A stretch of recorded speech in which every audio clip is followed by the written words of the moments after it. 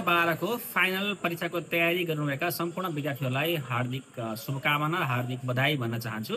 म तपाईहरुलाई कक्षा 12 को सामाजिक विषयको एक्जामसम्म समेत केही विशेष टिप्सहरू दिन चाहन्छु।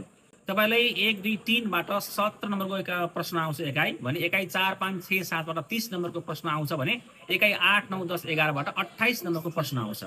तपाईहरुले एकाइ 1 बाट लङ क्वेशन आउँदैन, एकाइ 2 र 3 बाट लङ क्वेशन आउँछ। एकाइ 2 मा तपाईहरुले चाहिँ स्वस्थ जीवनशैलीका लागि विशेष ख्याल गर्नु होला भने एकाइ 3 बाट तपाईहरुको जीवनयोगी सिपहरु छ, सरसट्टै 5 वटा जीवनयोगी सिपहरुको चाहिँ ख्याल गर्नु होला। 4 मा समाजको विकास क्रम छ, 5 मा भूगोल छ, 6 मा इतिहास छ, 7 मा सामाजिक विकास छ।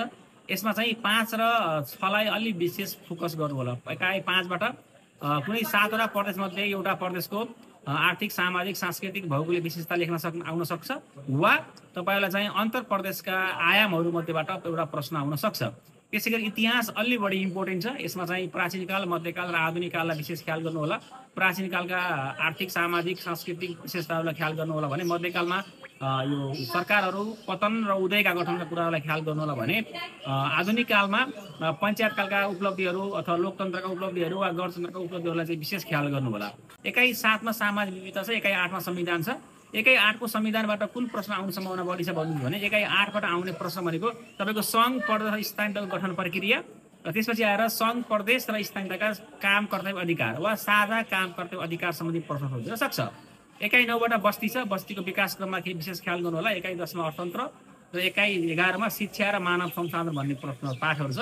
यसलाई सरसर्ती हेर्नु होला भने तपाईले 11 नम्बरको जुन प्रश्न छ 11 वटालाई 20 मिनेटमा सक्नु होला र जुन 8 वटा प्रश्न 40 नम्बरको छ त्यसलाई 90 मिनेटमा सक्नु होला र बाँकी रहेको प्रश्नलाई 1 घण्टामा सकेर बाँकी रहेको 10 मिनेटमा तपाईले सरसर्ती आफ्नो पेपरलाई रिभिजन गर्नु होला।